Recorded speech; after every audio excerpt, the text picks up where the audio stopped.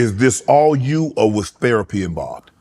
A lot of self-therapy. I mean, a lot of times. And I mean, 2014, after my first season, I went and spent 3 months in rehab in Reading, Pennsylvania. And I didn't have a normal off season. I didn't get to I needed to work on myself. And at this time, I learned a lot through that and continuously learned as I went on. And this is a, collection of 10 years of not therapy every day, not therapy every week, but a lot of it is with yourself. Mm-hmm. You have to know who you are. Correct. You know who you are. Mm-hmm. You know what you do good. You know what you do bad. You know what you need your team for over here to help you with. Correct. To make you the best version of yourself. And for a long time, I've been independent in the sense that I feel like I can do it all by myself. When in reality, I need family. You need a team. I need friends. I need my team of people who want nothing from me, who want nothing but the best and love for me, and people that I can trust. Because a lot of time in the past, I didn't have people around me that I could trust really genuinely, truly looking out for my best interests. Johnny, you mentioned that you partied, you like to drink alcohol. Was there heavier drugs involved other than alcohol and marijuana? Oh yeah, 100%. In college? No. Once you got to the league? Yes. That's when the real hiding and reclusing started. And man, I've given Cleveland a really, really hard time. And I think it's all more situation than it is really the city itself. Being in a fishbowl city like College Station ate me up because I couldn't move. I couldn't park my car the wrong way. I couldn't do anything. I was always spotlight. Yeah, you couldn't. And then I go to Cleveland, I sign with LeBron and Mav and them, and now LeBron comes back and I'm under LeBron's wing. So now this heat lamp's even hotter on me. I'm not playing. I don't got confidence on the field. And now I'm taking out my anger on my day-to-day interaction, my team. I'm struggling, but not letting anybody know. Right. So my whole gripe with Cleveland is not really anything as what I've made it to be. And I think that's just a bitterness of how things went and me not realizing that I did it to myself for a long point in time. Do you remember the first time you tried hard drugs? Oh yeah. Yeah, for sure. What was it about it that made you try it? Did you think because I'm Johnny Football, I can handle this? I can do something that no one else has been able to do. Do a hard drug and be able to still function and do everything I need to do, even though I tried this. Okay, that persona that I had on the football field of being able to have that confidence translated over into the party scene as well. Mm. I'm the guy, right, just like I am on the field, in the club, in the streets. Mm-hmm. So it's all in front of you if you want it and you're hanging around the wrong circles. It ain't hard to find at all. Right. So, you get around people who you think you look up to or this or that, and then it just goes. And then it kind of goes and it snowballs and it keeps getting worse. And you go from cocaine to Oxycontin to Percocets to I look at the mushrooms as a different thing now. That's not a good thing to say, but the harder drugs, the drugs that tear you down. I never did anything with needles. Never did anything like that. But the coke and the oxys and the Percocet were very, very tumultuous in my life and popped their head, especially the days of wandering around the Hollywood Hills. And it makes sense why you see me so sporadic and I was 210 pounds when I left Cleveland. I was 170 pounds sitting in Vegas that August, that September, October, whatever it was later in that year. 40? How you lose 40 pounds? You're on a strict diet of blow. Oh, I was about to say, you don't want either one of them. I mean, you lose 40 pounds in that length of time, you're on crack. Or Ozempic. So that's the new thing now.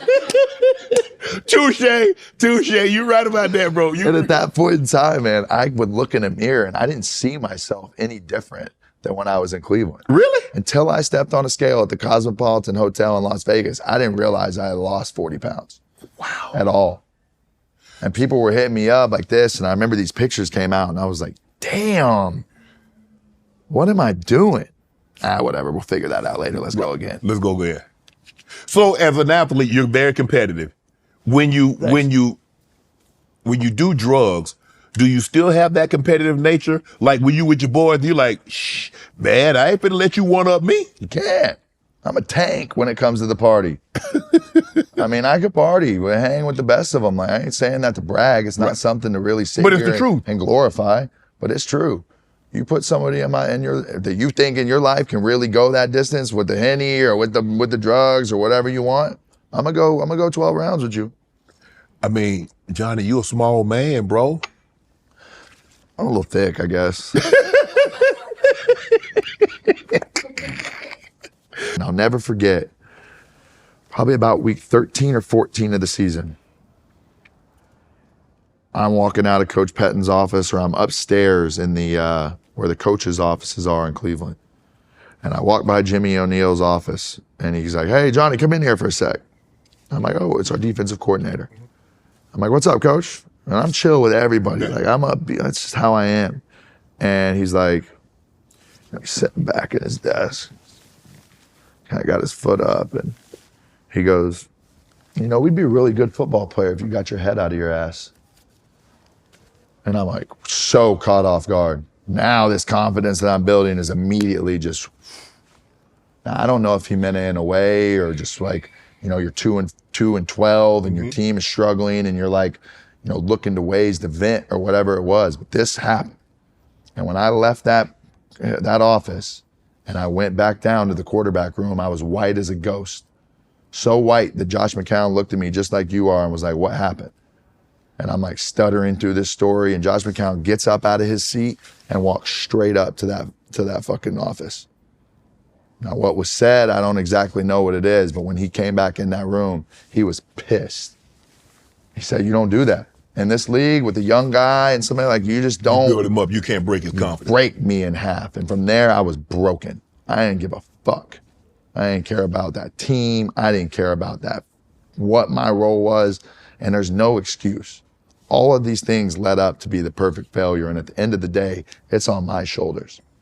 But when you're starting to get a little momentum and you get broken like that, that's when the running to Vegas happened and me missing the last game of the season. That's when the wig story comes out and when I'm really like running 2-3 weeks after this. When this happened, I go straight home. I go straight to my basement. I get the biggest bottle of Hennessy out of the bottom of the drawer, and now I'm sitting in the basement. I'm listening to Future every second, every day. I'm partying by myself just to try and like get out of this reality of a situation that I'm living in, with a head coach that wants nothing to do with me, with a DC who's saying if I get my head out of my ass, we'll have a chance. Just this whole perfect storm of just like, fuck this. Mm-hmm. And when that happened, I was done. What was your relationship like with Josh Gordon? You had a guy, and we know he's had his issues, his struggles, very similar to what you're sharing with us right now. What was your relationship with Josh? Great. I saw a side of Josh that the rest of the world didn't get to see. I saw a guy that was from that trap, from that bad neighborhood growing up, who had beat the odds to be able to get there. One of the most physically talented specimens that you'll ever see on a football field. He struggled with a lot of the same things that I struggle with. And I tried my best throughout those times to be a better influence around Josh than a lot of other people were, because a lot of his boys didn't give a shit at that point in time. And, should I have done things differently in our relationship to not, sway him certain ways? Because I think I definitely had the juice. We didn't do drugs together. You didn't do drugs? We didn't do drugs together. He would, he loved the weed, man. He loved it. And when he would come over to my apartment, all he ever wanted to do was roll it and put it on the counter. He just wanted to be included on the whole thing, right, which is the way his mind kind of worked. But he never smoked around me. He never, we went on trips together. We went to Aspen. We went everywhere. Like, JG was my dog to the core. And funny you asked, I just spoke to him yesterday, and he sounds like he's in the best place that I've seen him in years. That's awesome. And it takes time and getting away from it. And for me and him, we're talking about golf now. And golf is kind of like an avenue that I never thought me and JG would be able to like talk about golf, go play. And like, golf has really shifted my mindset and being able to still continuously give me competition. Mm-hmm. But as much as it is against other people when you're playing, golf is always about yourself and battling yourself, 6 inches between your ears, and then, getting in a good headspace to go up and hit a good shot. John, I want to get you out on here. You mentioned that once you left Cleveland, that you contemplated suicide and you spent all your money. Clearly, that's the lowest point of your life. Was it a culmination of I'm not where I thought I would be as far as in the NFL? You're in the NFL, but you're not playing, and you feel you're not getting the support that you need or deserves in order for Johnny to be Johnny, because sometimes you need somebody, just a little support. You need somebody to say, Johnny, hey bro, you can do this, pat you on the back instead of kick you in the butt all the time. When did you know? So what happened when you're contemplating taking your own life? It's different. It's not that I don't have the support. It's not that I don't have the team, because at that point in time, I had every single person you could ever think trying to reach out. And I'm just blocking people at every single turn. And I think for me, it was something I didn't find out until I went to play in Canada again. I remember having this feeling in Cleveland that I didn't love football, okay? But it was a feeling. And when I didn't play for a while and I'm out of the league and I'm trying to get back in, I ended up going to Canada. And when I walked into that locker room for the first time and walked out on a practice football field, every single feeling that I had felt in that Cleveland locker room came back to me in that Canadian locker room. And I knew right then and there that I didn't truly, truly love this game to the point of where I need to do what I need to do to be successful. So the suicide thing comes in when you look at life and you say, I fucked up the biggest golden opportunity that you could have ever imagined. And this is where I think whenever you said what you said about the Fan Controlled Football League, it is sad, Shannon. What you said on that day is exactly right. It is sad to watch a guy who had all the potential in the world, all the opportunity, all the resources and team around him, and he still goes, fuck that. But what if I told you today that I don't think that I loved what I was doing enough to ever get into the mix of doing it the right way? I went through that period with Josh McCown where we did it, but like it never was like over the top. And I'm not in the gym, I'm not grinding, I'm not doing the things that I did back in the day that made me great. So now I realize that I didn't love the game of football like that. I just happened to be immensely talented at it.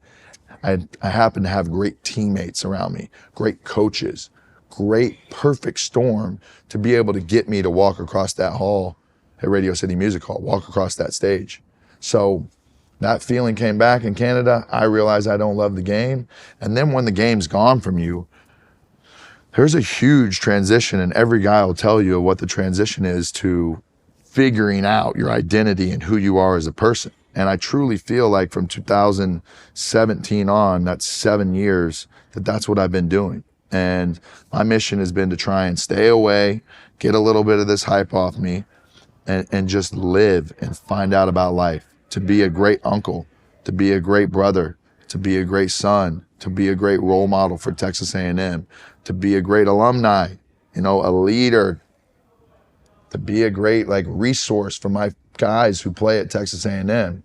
And these are all things that I'm trying to do moving forward that I've completely neglected in the past. If I could say, Johnny, you could go back, what would probably be one of the two things that you wish you could do over? If I could go back to a certain point in time, I would drop myself right after that in the locker room of the Oklahoma game in the Cotton Bowl. Knowing what I know now, I would have known how to handle myself. I would have known how important and imperative it is to be a better teammate than just numbers on a field on Saturday. There's something to be said about how your guys ride for you when you're doing the right things in the building. And that 2013 year for us at Texas A&M, a lot of internal problems were happening because their leader is distracted. Their horse that makes this whole carriage go is fucked up. And the shame that I have for letting guys down like Cedric Aboye and Jake Matthews and Mike Evans is the same shame that I carry with me to this day about letting down Joe Thomas as a guy who's in the end of his Hall of Fame career and is looking for somebody to come in and lead this team, and then you get me. It's tough, It's embarrassing. It's embarrassing to have been the guy that have let down some overall really great athletes of my time and of my generation. Something I carry hopefully with my head high right now, but at the same time, internally, I know it eats me alive because they did more for me than I gave in return to them. And what a shallow, kind of selfish way of life that I was living at that point in time. And I have a lot of regret. Like, I regret wasting a couple of Joe Thomas's last years in Cleveland. I regret disrespecting LeBron and not taking advantage of that situation. That's making sure what it meant to me. Showing him that I give a fuck enough to just do what's right, to listen to Mav and listen to the team they built around me. You know, it fucks me up that I messed up our second year at Texas A&M and we went 7-4 or whatever, because that was our chance to win a national title. You had a monster game against Duke. Had a cool game against Duke. One that was like a legendary kind of tale on it, but like I almost wish to this day that we lost that game because I would have came back. Right. So us having that legendary run against a bowl game that's kind of like, kind of wish we would have lost, because then I would have came back with a vengeance. And I probably wouldn't have got drafted because I would have gotten in trouble. Right. But it doesn't sit right with me, certain things. And those are three things. How I wasted my 2013 season, how I treated the legends in that building in Cleveland, and how I treated LeBron and Mav. And you know, from there, I can even take it a step further and say in 2016, I don't think I treated Drake the way that I should have, with representing the clothes that I was wearing and his OVO brand and his label and everything. You know, at that point in time, I was so selfish that I was dragging everybody that was tied to me through the mud. Now, it's regret. I'm not harboring on this in any kind of way. I'm just calling it exactly what it is and the way that I feel about it. And, you know, I owe those people an apology. And hopefully one day down the line, I'll be able to have the opportunity as a man to be able to look them in the eye and be able to do that. As we sit here today, how is Johnny Manziel doing? Probably the happiest I've ever been in my life. And I think I went through a period of time after the documentary came out where I maybe acted a little bit like I did in the past. And it's easy to let ego and fame and stuff kind of creep back in. And what I've done now since really, you know, December-ish, you know, it's new. 3 months, but I've insulated myself in a way with a team that I can trust, people that I love, that are doing nothing but looking out for my best wishes, best regards. They know me. They're not letting me cheat. They're holding me accountable. And it's not going to happen overnight. It is going to be a slow, gradual process to get to who I want to be as a man.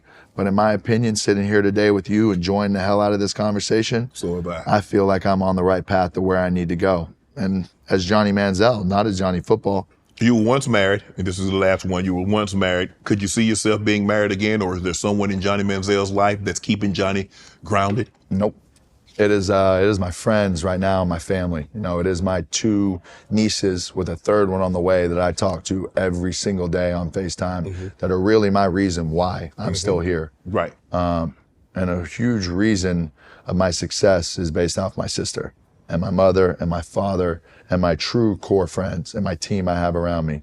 So love will come when it comes, but for right now, I'm focused on getting a bag, taking care of my money, getting back to where I need to be, being the best brother, being the best uncle, and being there for my family and my university in a way I need to be to make people proud that I want to make proud. I don't want to continuously keep letting people down when I feel like I'm destined for bigger, greater things than that in life. I am so proud that you're sitting here today and you found your reason to live. Want to join Club Shay Shay? Become an official member by hitting that subscribe button, where you never know who's going to be joining us for drinks and conversation. Don't be late to the party, because you know we like to do something before 2 something.